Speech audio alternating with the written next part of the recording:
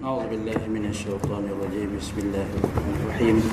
السلام عليكم ورحمة الله وبركاته. Kita sama-sama dapat dalam majlis pengajian kita ini, marilah sama-sama kita mulakan Ummul Kitab Al-Fatihah. Alhamdulillahirabbil alamin.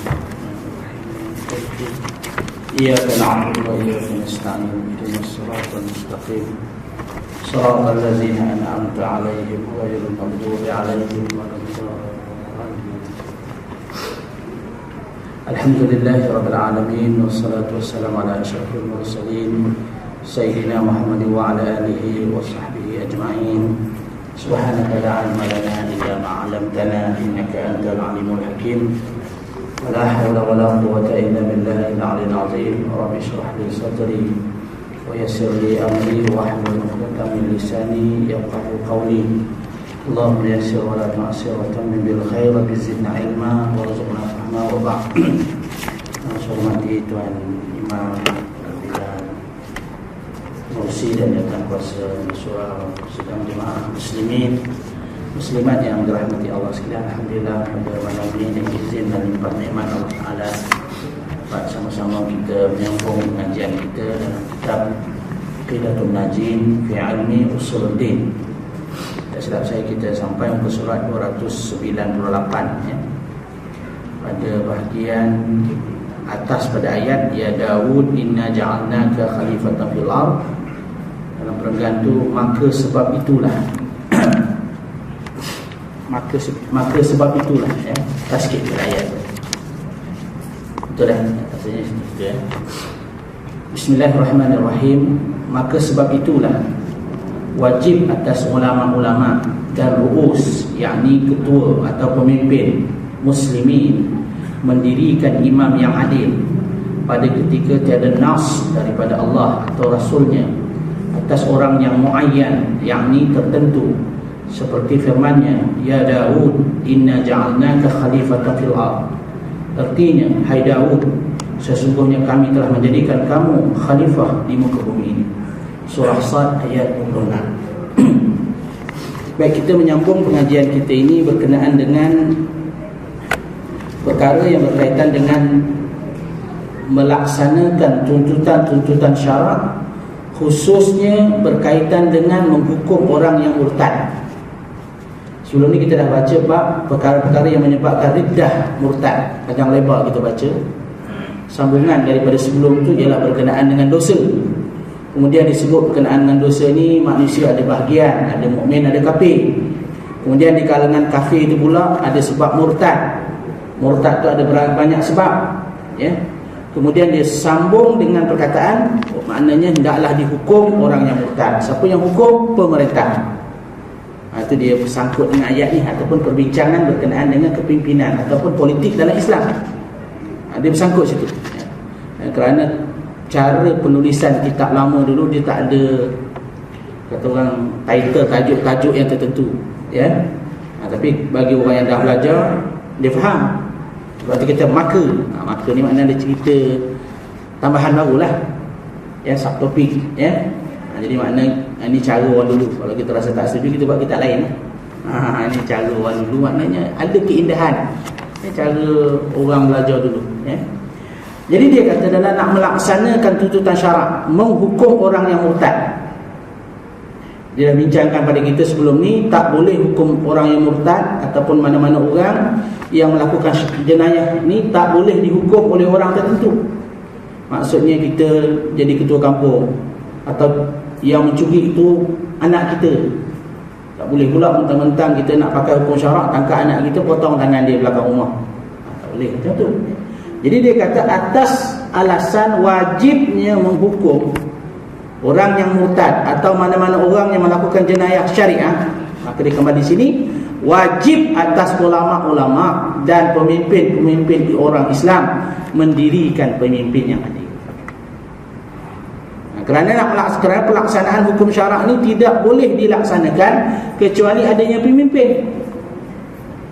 Kalau adanya pemimpin juga tak boleh jadi juga kecuali pemimpin itu pemimpin yang adil, yang menepati syarat-syarat keadilan dalam Islam.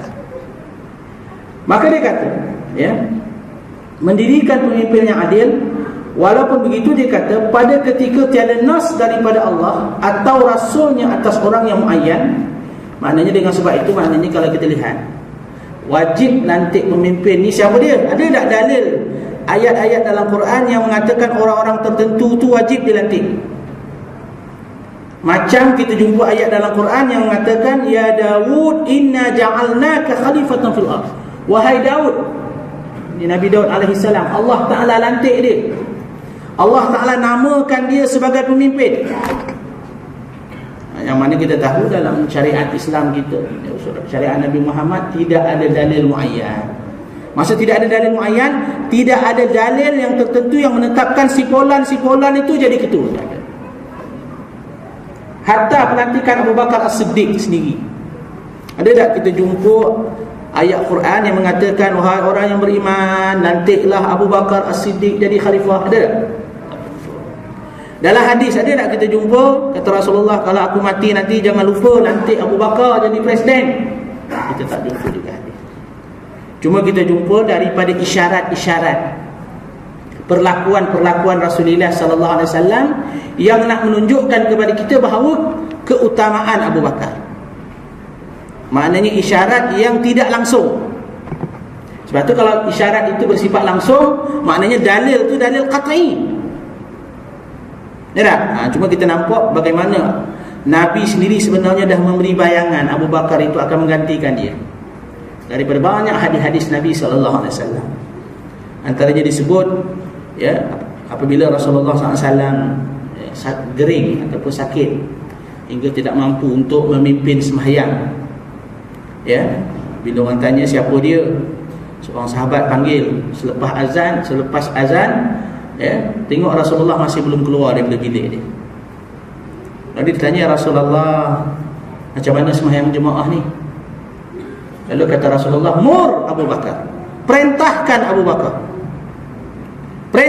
Abu Bakar untuk memimpin orang sembahyang. Maknanya ini ada satu isyarat daripada Rasulullah supaya Abu Bakar itu jadi ketua. Ketua macam mana? Ketua dalam sembahyang, bukan ketua dalam pemerintahan. Ya tak? Maknanya ada isyarat-isyarat Rasulullah. Kerana biasanya kalau dia jadi ketua dalam sembahyang, maknanya dia ada kelebihan-kelebihan yang tertentu. Lebih-lebih lagi bukan sebarang imam yang diganti itu.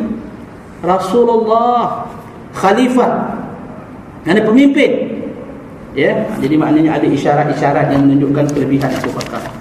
Juga dalil-dalil yang lain berkenaan dengan keutamaan Abu Bakar di sudut kedudukannya di sisi Rasulullah, kelebihannya berbanding dengan umat-umat, berbanding dengan umat Islam. Misalnya dalam satu hadis yang sahih disebut kelebihan Abu Bakar As-Siddiq, law wuzina imanu Abi Bakar bi imani hadhihi al-ummah la rajaha, kata Rasulullah. Kalaulah ditakdirkan, ditimbang iman Abu Bakar dengan iman seluruh umat ini, kata Nabi. Ambil iman Nabi Abu Bakar seorang, iman kita semua ni, seluruh umat timbang, maka nescaya iman Abu Bakar akan lebih berat melebihi iman seluruh umat. Ini maknanya isyarat ini menjadi petanda kepada kita bahawa Nabi sebenarnya telah menunjukkan pengganti yang paling layak, ianya Abu Bakar As-Siddiq. Cuma yang pasti sini tak ada dalil yang muayyan. Dalil muayyan ni makna dalil yang terang-terang. Kalau sedang zaman Rasulullah pun tak ada, zaman kita lagi lah tak ada. Pasal apa pengarang sebut perkara ni sidang jemaah sekalian? Pasal apa dia sebut benda ni? Sebab ini nak membezakan kita dengan Syiah. Ini nak membezakan ahli sunnah dengan Syiah. Kerana Syiah berpendapat pemimpin al-imamah sabit dengan nas, ya, pemimpin lepas Rasulullah itu sabit dengan nas. Lalu bila orang pertikai sana sini, dia tak ada dalil, maka mereka mencipta hadis-hadis, termasuk hadis-hadis palsu yang menunjukkan bahawa Ali itu sebagai seorang khalifah selepas Rasulullah SAW. Walhal kita dalam ahli sunnah kita kata tak ada dalil itu. Ya tak? Isyarat daripada Rasulullah. Memang ada hadis Ya, tapi hadis kelebihan Ali itu hadis yang bersifat umum. Ya, hadis yang bersifat umum yang tidak menunjukkan bahawa bukanlah menunjukkan Ali itu sebagai khalifah selepas daripada kewafatan Rasulullah SAW. Baik, jadi ayat ini menjelaskan kepada kita wajib kita melantik pemimpin. Ya, pemimpin macam mana? Pemimpin yang adil, imam yang adil. Siapa dia? Siapa-siapa. Ya, kerana tidak dinyatakan kepada kita orang-orang yang tertentu. Tak ada dalil yang tertentu. Orang sepolan bin sepolan yang sebenarnya. Baik. Dan tiada farak, beza pada wajib mendirikan imam itu, yakni pemimpin itu, antara masa fitnah dan lainnya. Dan kata qil wajib kerana ia mendiamkan fitnah. Apa maksud fitnah? Syarak kata nak melantik ketua, imam atau pemimpin yang adil ini wajib dalam keadaan-keadaan tertentu kan, atau hanya dalam keadaan aman, dalam keadaan fitnah, dalam keadaan orang Islam berada dalam huru-hara, berada dalam kepayahan. Bila sebut fitnah ni maknanya saat yang genting bagi orang Islam, sama ada genting dari segi akidah. Ya, orang Islam banyak meninggalkan ajaran Islam itu sendiri. Misalnya saat orang murtad banyak orang abaikan soal akidah, macam Nabi sebut dalam bab fitnah ni. Apa maksud fitnah ni? Antaranya apabila orang melihat akidah ni satu benda murah. Macam dalam hadis Nabi sebut, badiru bil a'malis salihati fasatakunu fitanun qata'il lailil muslim yusbihu ar-rajulu mu'minan wa yumsi kafiran wa yumsi mu'minan wa yusbihu kafiran yabi'u dinuhu bi'aradin minad dunya qalil. Maksud hadis ini, bersegeralah kamu melakukan amalan yang saleh sebelum datangnya saat fitnah, saat ujian keimanan. Apabila iman itu dilihat murah oleh manusia, seorang lelaki beriman di waktu paginya, kafir di waktu petangnya, beriman di waktu petang, kafir di waktu paginya, dia itu menjual agamanya dengan habuan dunia yang sedikit. Jadi antara masa fitnah ni ialah masa apabila akidah itu dirasakan murah. Akidah itu dirasakan murah. Orang menjual agama dengan mudah, orang murtad dengan mudah. Ya, zaman bila? Zaman sekarang ni lah antara. Ya, kalau kita lihat berkenaan dengan murtad ataupun riddah ni, satu benda yang menjadi cabaran kepada orang Islam. Bukan sekadar di negara kita, di seluruh dunia. Kalau kita lihat satu data berkenaan dengan gejala murtad di kalangan orang Islam, kalau tuan-tuan boleh buka internet, cari dalam YouTube berkenaan dengan murtad di Afrika.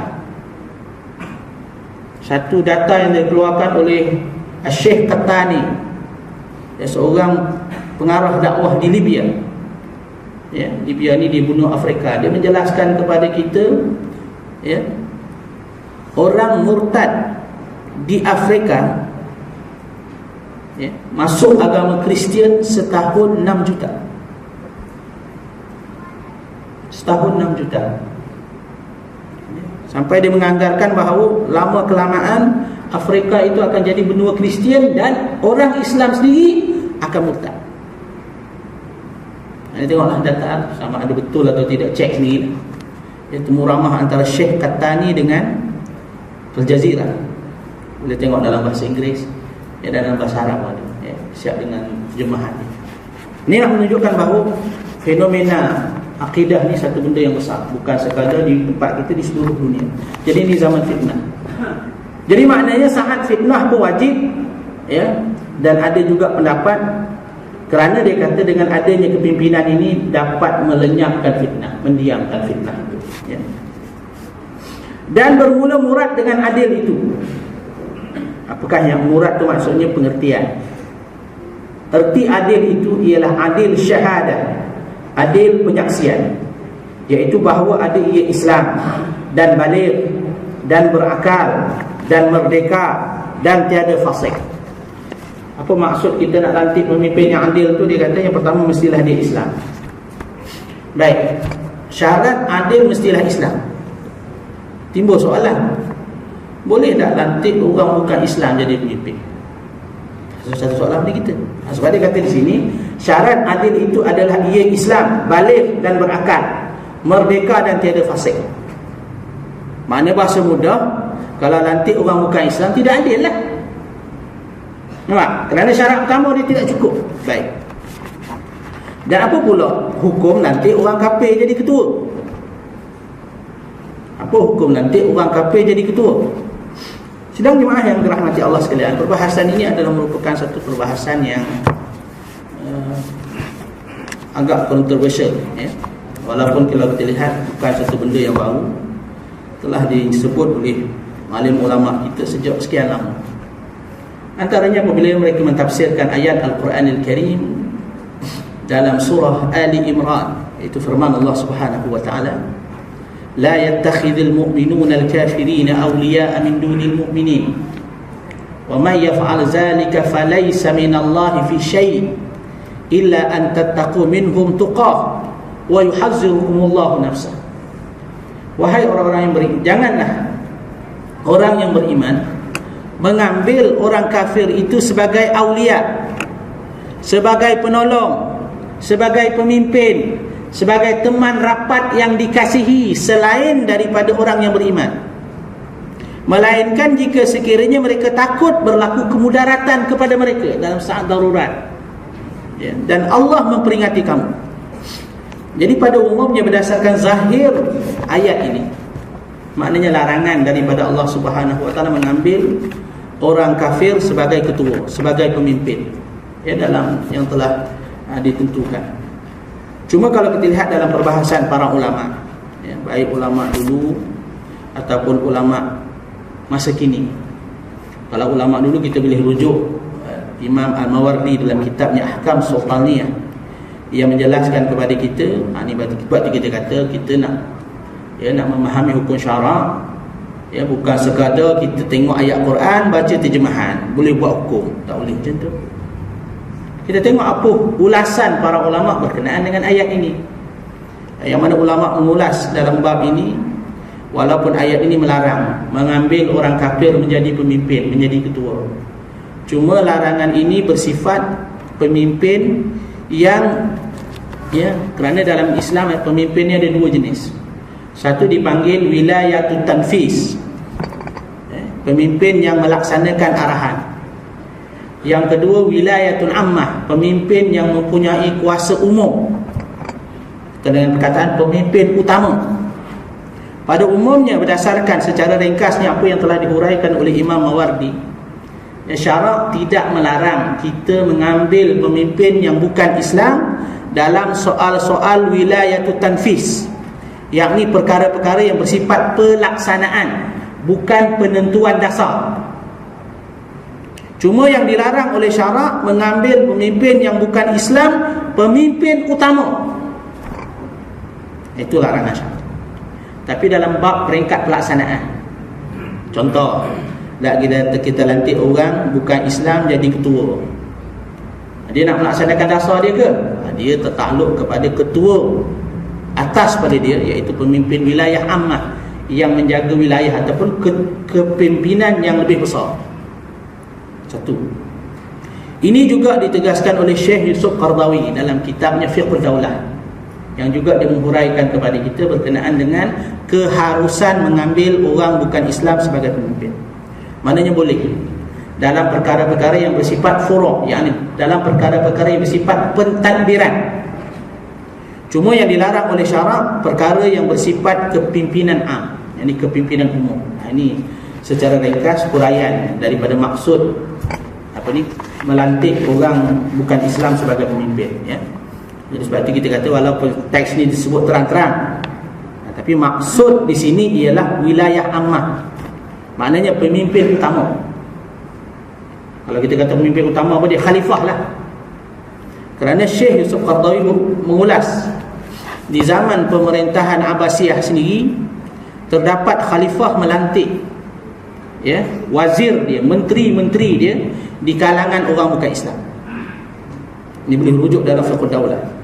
Malah kata Syekh Yusuf Qardawi, tidak ada ulama-ulama yang mencanggah menentang perlakuan khalifah pada masa itu yang melantik wazir, yakni menteri-menteri di kalangan orang bukan Islam. Menteri ini kira apa ni? Ketua lah. Tapi khalifah tetap orang Islam.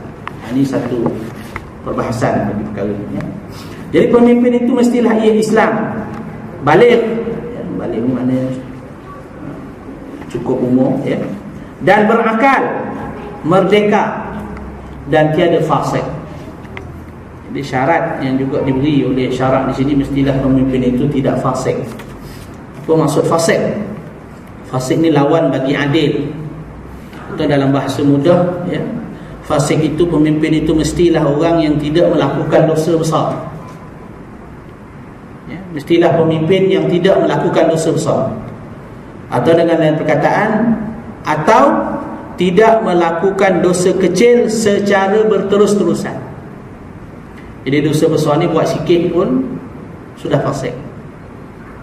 Ya, buat dosa besar, contoh minum arak, contoh berzina, ya, dan perkara-perkara yang lain, dosa besar secara berterusan, maka dia fasik.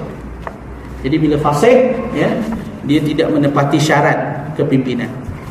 Di mana kalau dosa-dosa kecil dilakukan secara berterusan. Ini di antara syarat-syarat tadi. Baik. Macam mana pula kalau pemimpin itu fasik? Ya, sebagaimana kalau kita lihat dalam sejarah yang berlaku dalam sejarah umat Islam. Ya, di zaman Khilafah Abbasiyah, Khilafah Umayyah, sebahagian daripada pemimpin-pemimpin ini adalah fasik. Misalnya Hajjaj, gubernur Hijaz, dibunuh orang. Tangkap alim ulama, rampas harta orang. Hajjaj. Ya, sebab itu dalam ahli sunnah wal jamaah dia menetapkan pula, ya, satu kaedah, wala nakhruj an ta'atil a'immah wa ulati umurihim wa in jaru.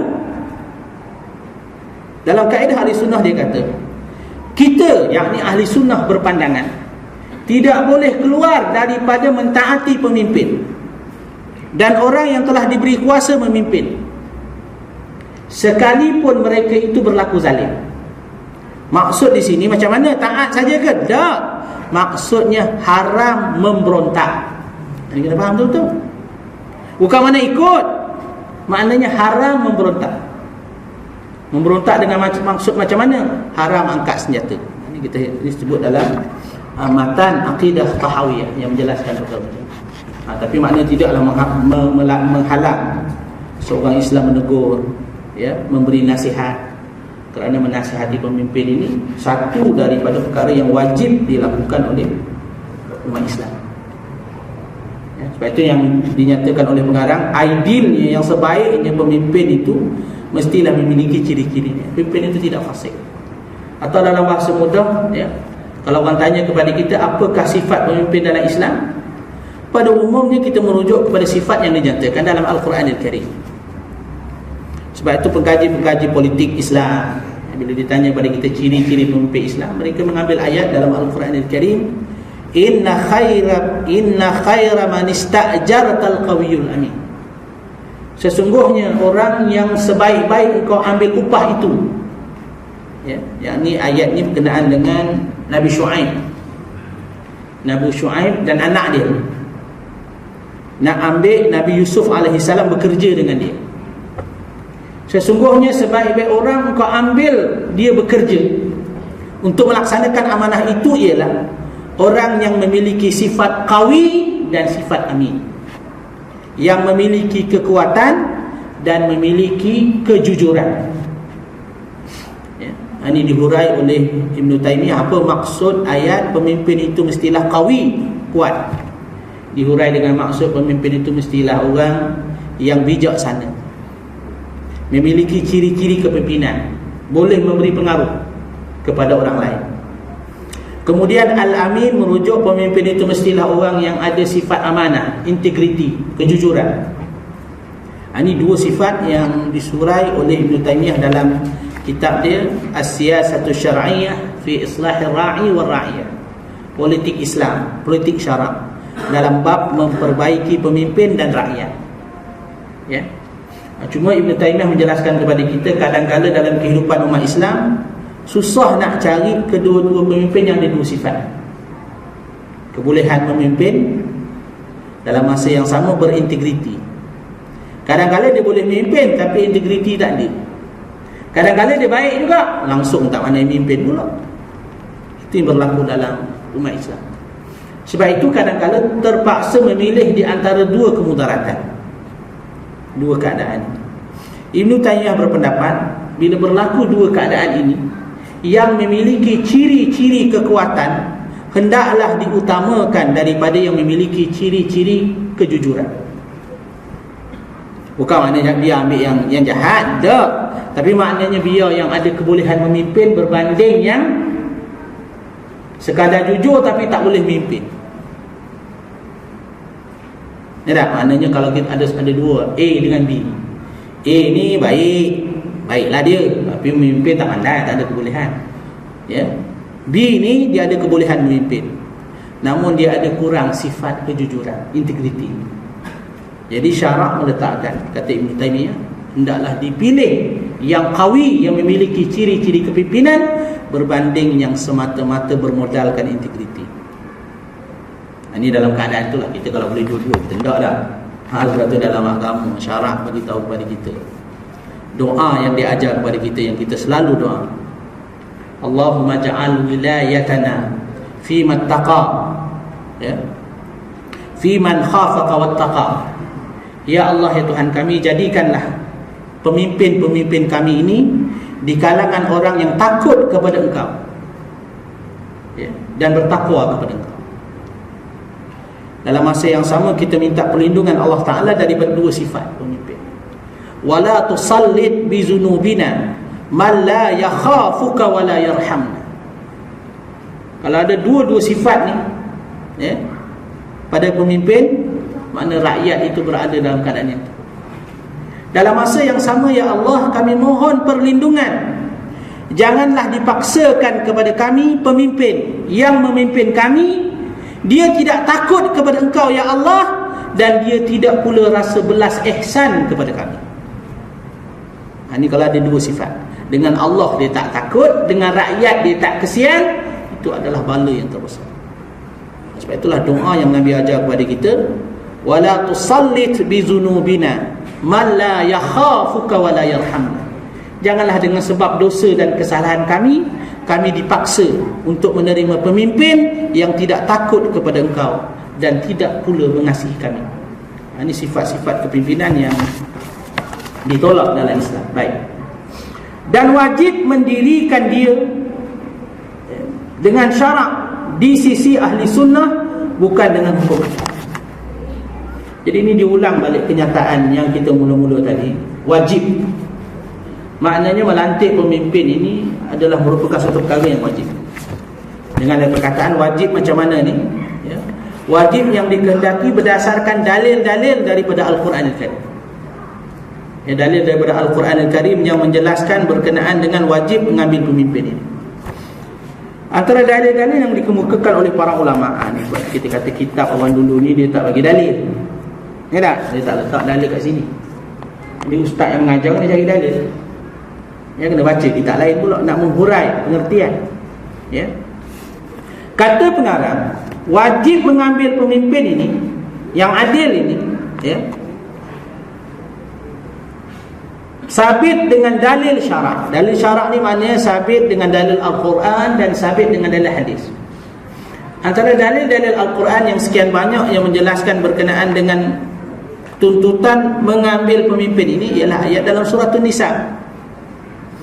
Itulah firman Allah Subhanahu wa taala, innallaha ya'murukum an tu'addul amanati ila ahliha wa idza hakamtum bainan nasi an tahkumu bil 'adl innallaha ni'ma ya'idukum bih innallaha kana sami'an basira ya ayyuhalladzina amanu athi'ullaha wa athi'ur rasul wa ulil amri minkum fa in tanaza'tum fi syai'in farudduhu ila Allahi war rasul ila akhir ayat.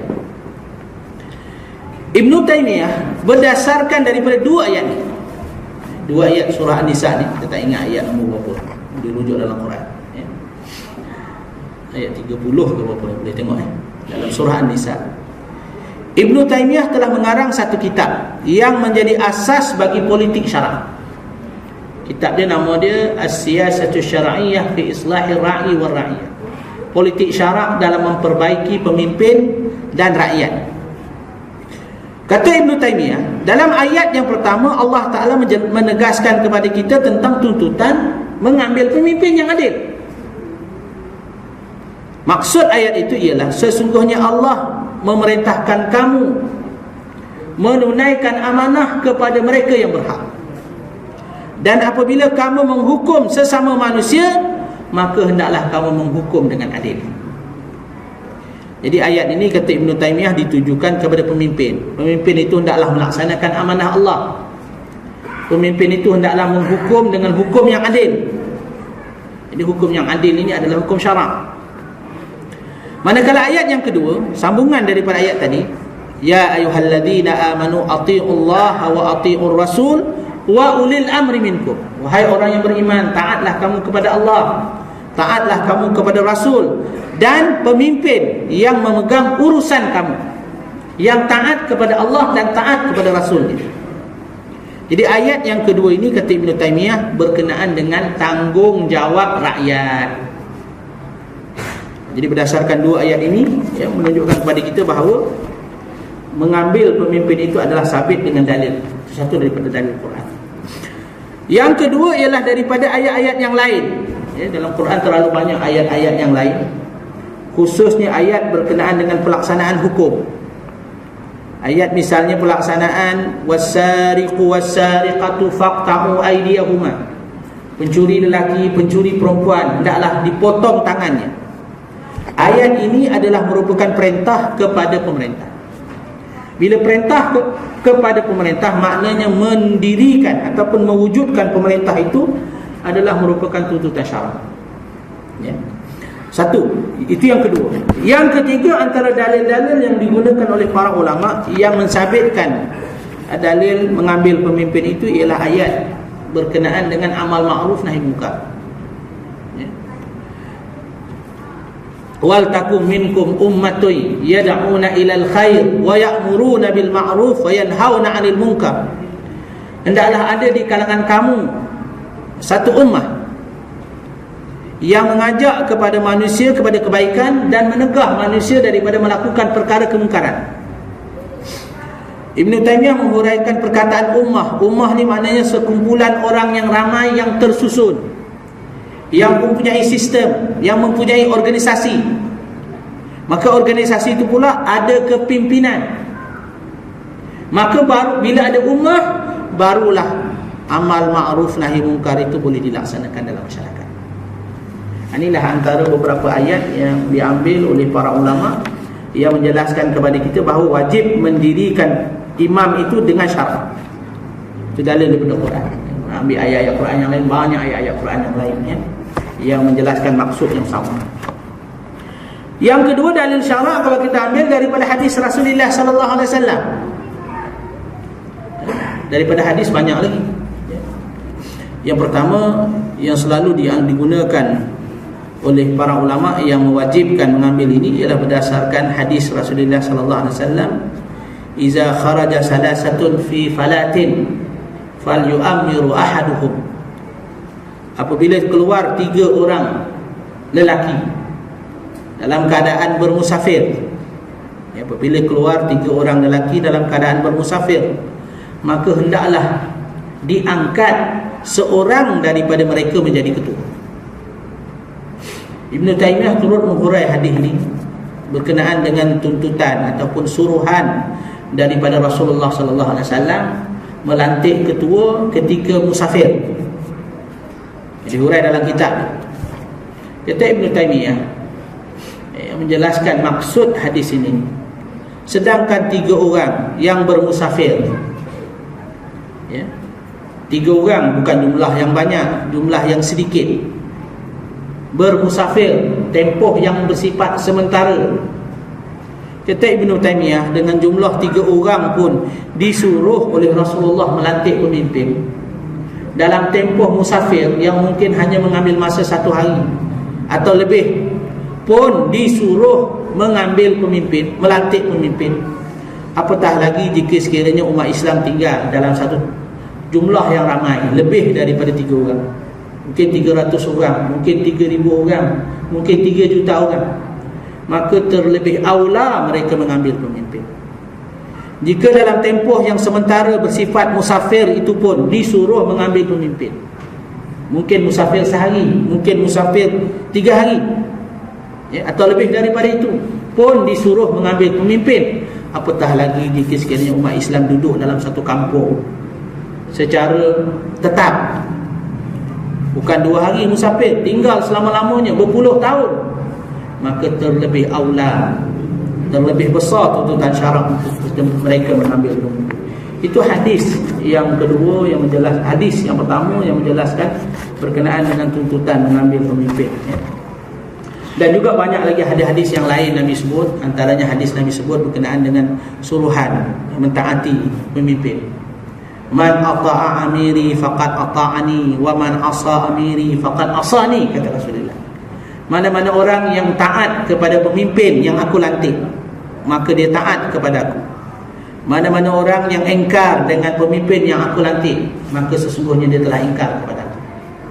Ini antara hadis-hadis yang ada pada yang disebut oleh para ulama berkenaan dengan perkara ini, yang nak menunjukkan kepada kita dalil daripada hadis ini banyak. Mana kalau kita nak sebut hadis berkenaan dengan dalil pemimpin ini, saya kira lebih daripada 20 hadis. Saya pun pernah ceramah saja bab politik di sini dah, politik dan kepimpinan. Jadi saya tak berhajat nak ulang panjang lebar perkara macam ni. Baik, itu dalil daripada hadis Rasulullah SAW. Yang ketiga, dalil daripada sirah ataupun perlakuan para sahabat-sahabat Rasulullah sallallahu alaihi wasallam, sebagaimana yang disebut oleh Syekh Yusuf Qaradawi dalam kitabnya Asy-Syumul fil Islam, kesyumulan dalam Islam.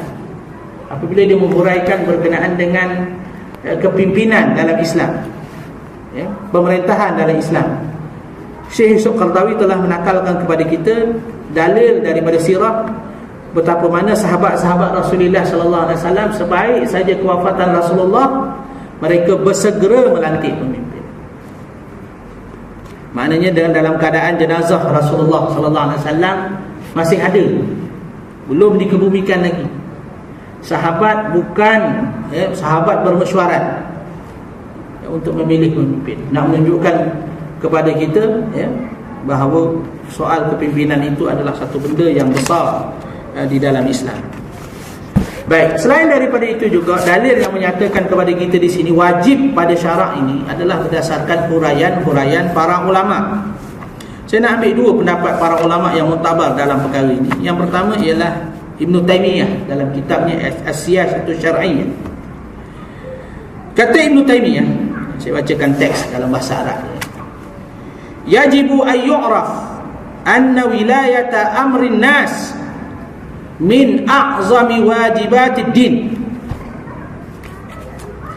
Ketahuilah, hendaklah diketahui, hendaklah diketahui, kata Ibn Taymiyah, mengambil ataupun mengangkat pemimpin yang memimpin manusia adalah sebesar-besar kewajipan agama.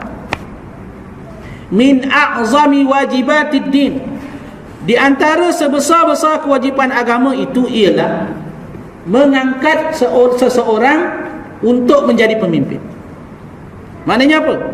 Mengangkat pemimpin itu hukumnya wajib. Jadi kalau orang tu dia tak nak terlibat nanti pemimpin, dia tak kisah. Kita dalam konteks kita hari ni, dalam 4 pilihan raya, tak? Mundi pun tak nak, daftar mundi pun tak nak. Pasal apa tak nak daftar? Dia tak ada zaman Nabi. Nabi pun ada mengundi je. Zaman Abu Bakar ada SPR dia. Jenis orang macam ni. Ini orang jahil. Nak kita maafkan dia lah, suruh dia belajar. Cuma kalau jenis orang macam ni, jenis orang beragama, sayanglah dia. Pasal dia mengabaikan satu daripada kewajipan syarak, wajib syarak.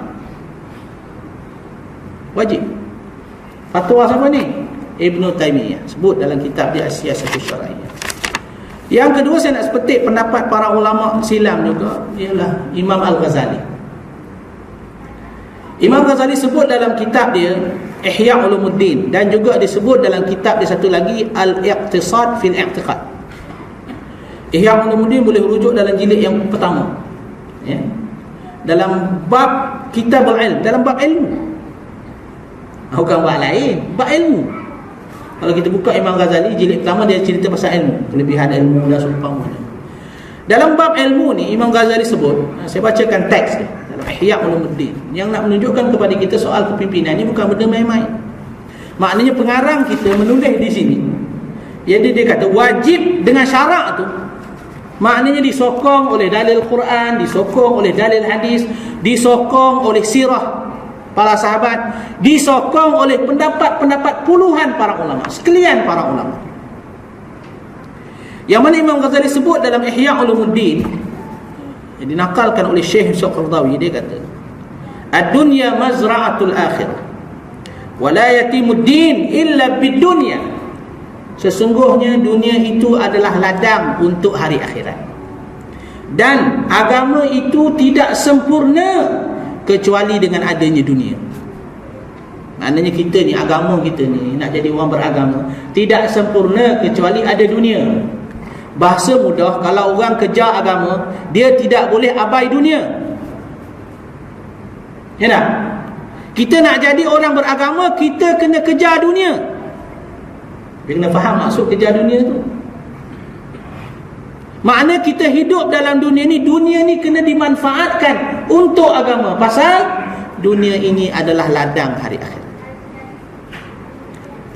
Kata Imam Ghazali lagi, wal malaku wad din tau aman. Sesungguhnya pemerintahan itu dan agama adalah kembar yang tidak berpisah. Ni ayat ahli sufi ni. Kita orang Melayu bila sufi langsung politik ni, tak nak guna-guna ni sufi. Ni ahli sufi cakap, bapak sufi. Kata kita nak sufi ke tarikat ke, biar betul akidah. Kata Imam Ghazali, pemerintahan itu dan agama tahu aman, dua kembar yang tidak berpisah. Fad-dinu asl was-sultanu harisun wa ma la asla lahu famahdumun wa ma la harisa lahu fadal. Maka dia kata agama itu adalah dasar, kekuasaan itu adalah penjaga. Sesuatu yang tiada dasarnya akan hancur, maka sesuatu yang tiada penjaganya satu masa kelak pasti akan hilang. Maknanya apa? Hidup tak ada agama, hancur gitu. Agama pula tak ada politik, maka agama itu satu masa akan lenyap. Nah, ini keterangan Imam Ghazali berkenaan dengan perkara ini. Baik. Yang ketiga, tadi saya kata dua ulama.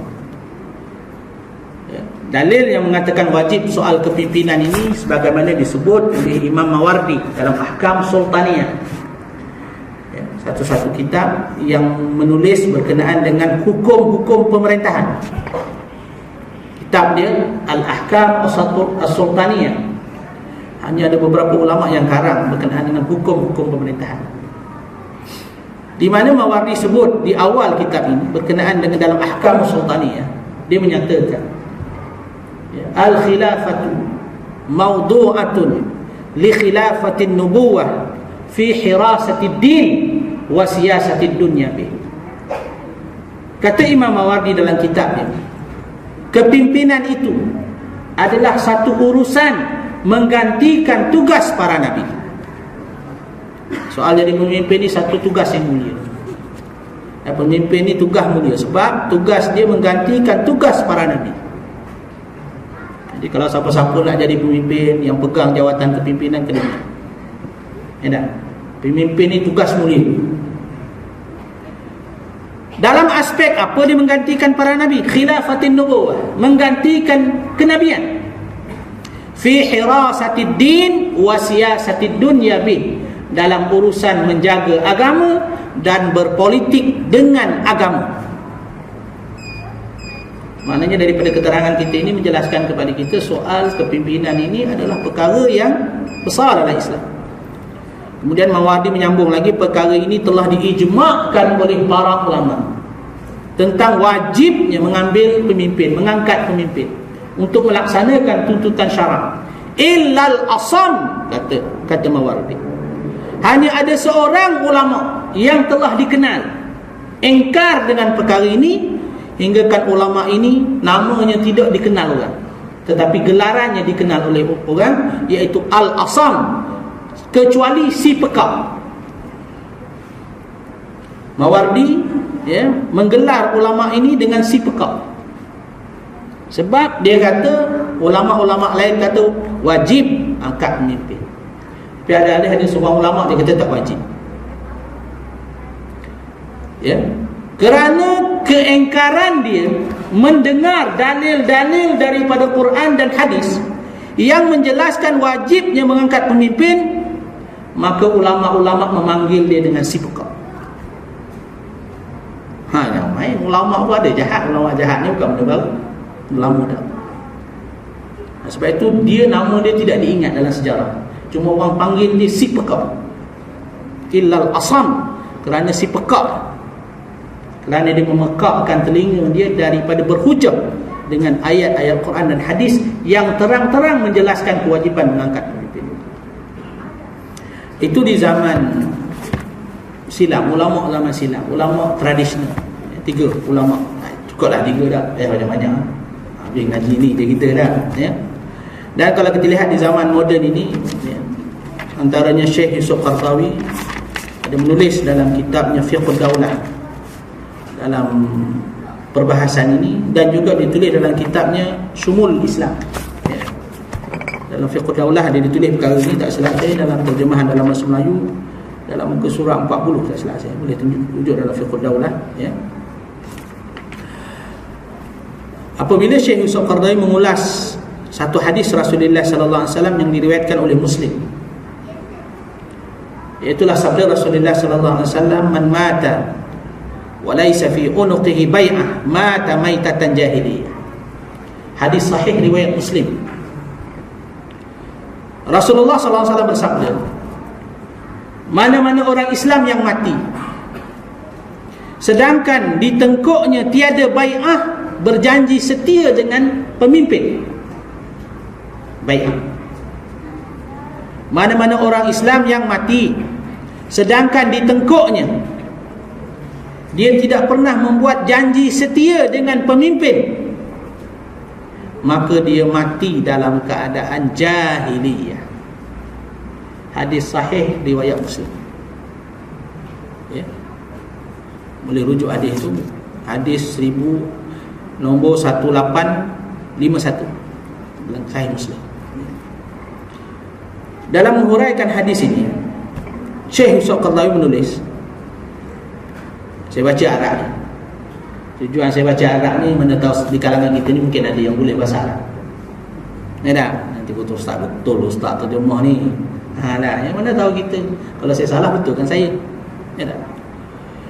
Yusuf Qaradawi mengulas hadis ini dengan berkata, wala raiba anna al-muharram 'ala al-muslim ay yubai' ay hakim la yaltazim bil Islam. Ketahuilah, tidak syak lagi, tidak diragukan hakikat bahawa diharamkan kepada orang Islam berjanji taat setia kepada mana-mana pemerintah yang tidak beriltizam dengan Islam. Mana-mana pemerintah yang tidak iltizam dengan Islam, haram kita janji setia. Faham? Haramnya setia bukan makna memberontak angkat pedang.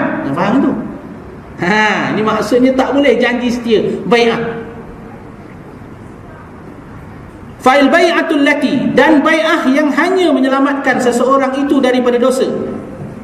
Ayyubai'a may yahkum bima anzalallah, ialah dia berjanji setia dengan pemerintah yang berhukum dengan hukum yang telah diturunkan oleh Allah. Fa iza lam yujadu zalik, kalau jika sekiranya pemimpin yang seumpama itu tidak wujud, fal muslimuna athimun, sekalian orang Islam itu berdosa, hatta yatahaqqaqal hukmul islami, hinggalah wujudnya pemerintahan Islam, dan barulah berlaku bai'ah yang dinyatakan itu. Maka kata Syekh Yusuf Qaradawi, tiada perkara yang boleh menyelamatkan seorang Muslim melainkan dua perkara. Dua perkara yang pertama, mengingkari keadaan yang berlaku di sekelilingnya walaupun dengan hati. Ya. Dia hati kena tak setuju. Tapi kita faham lah, orang ingkar dengan hati ni, mulut tak cakap apa. Adhaful iman, iman yang paling lemah.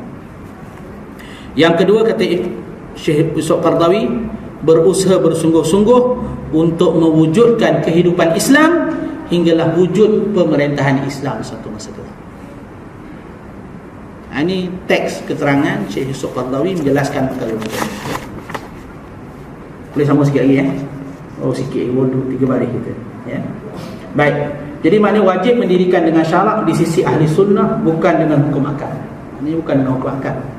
Jadi maknanya dalam hukum syarak sabit dengan Al-Quran, sabit dengan hadis, sabit dengan keterangan para ulama sebagaimana yang saya sebutkan tadi, Ibn Taymiyah, Imam Ghazali dan Al-Mawardi, dan juga huraian ulama-ulama moden seperti Syekh Yusuf Qaradawi. Tapi ada juga seorang ulama zaman moden ini yang menafikan perkara ini.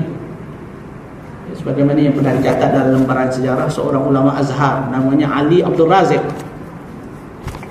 ya, yang telah menulis buku Pemerintahan Islam, yang dia menyatakan bahawa tak ada pemerintahan Islam. Jadi ulama Azhar. Akhirnya Azhar membuat keputusan menarik ijazah Azhar yang dia dapat. Sebab dia buat buku bercanggah dengan syarak.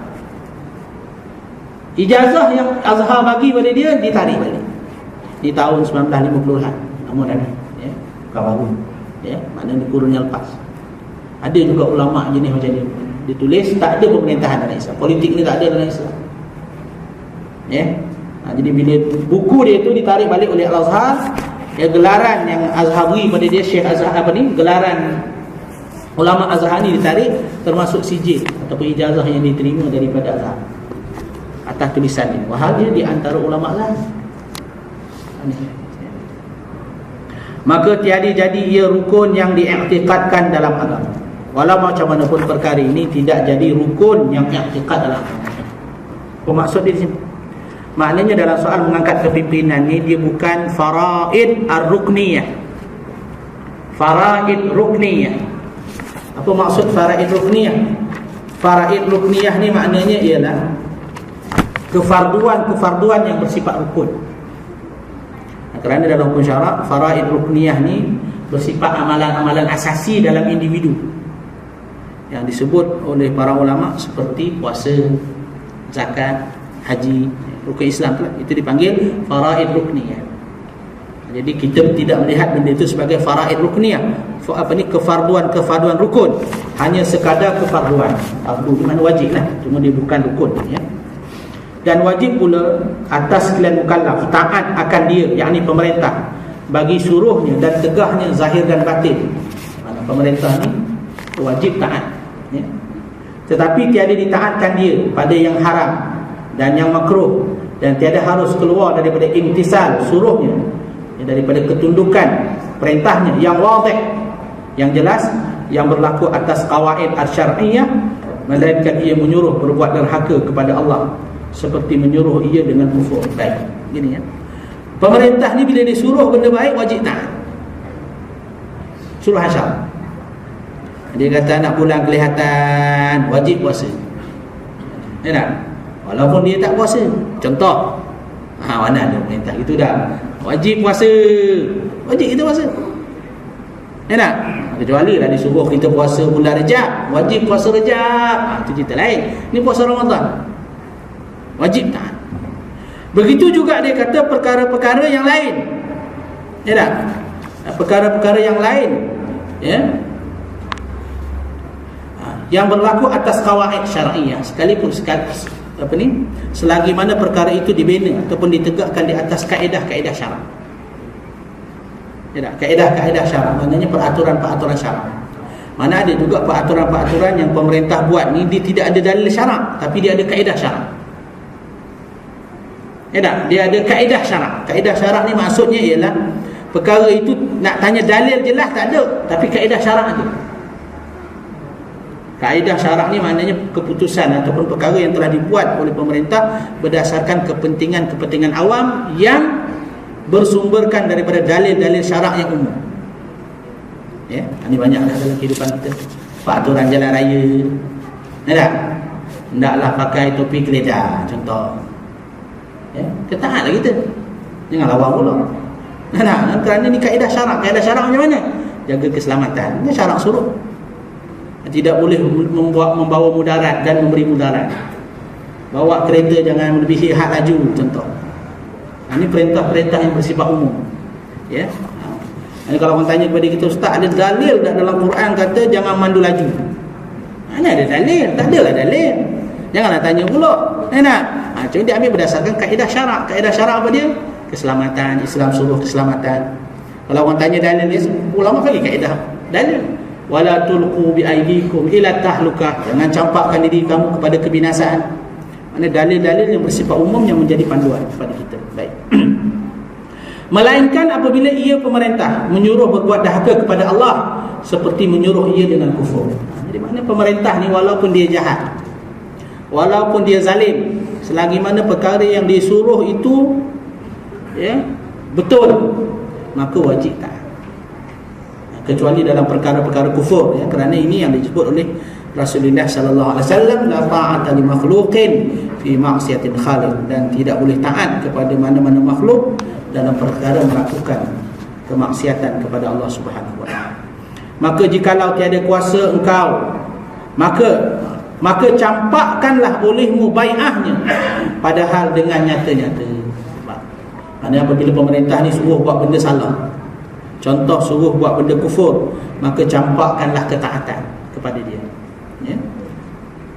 Maka jikalau tiada kuasa engkau atas menyata, maka campakkan olehmu akan dia dengan sir rahsia, maka Allah memadai akan dia, akan menyakiti dia.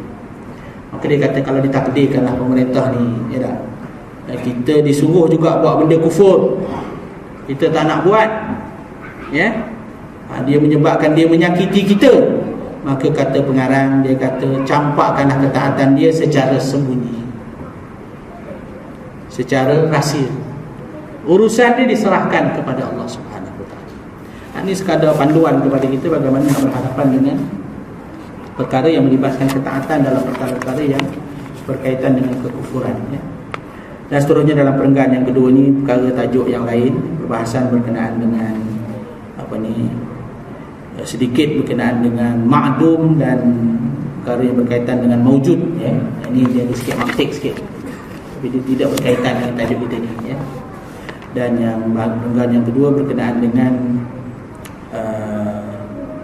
orang yang mati dan hubungan ajal dengan kematian, ya. Wallahu a'lam. Ada satu soalan lagi? Ada, ya. InsyaAllah nanti kita sambung dalam surat 259. Orang yang mati syahid itu hidup. Yang kita habis bahagian berkenaan dengan murtad ini ataupun riddah dan perkara-perkara dosa besar. Kita sambung berkenaan dengan mati syahid ini. Wallahu a'lam. Yang baik daripada Allah Subhanahu wa taala, subhanahu kekurangan saya, mudah-mudahan kita dapat rahmat daripada Allah Subhanahu wa taala dan kekuatan untuk beramal dengan apa yang telah kita pelajari. Subhanakallah wa bihamdika, asyhadu an la ilaha illa anta, astaghfiruka wa atubu ilaik. Bismillahirrahmanirrahim. Wal 'asri innal insana lafi khusr illa allazina amanu wa 'amilus salihati wa tawassaw bil haqqi wa tawassaw bis sabr. Allahumma iftah bainana wa bain qaumina bil haqqi wa anta khairul fatihin bi rahmatika ya arhamar rahimin. Walhamdulillah. Assalamualaikum.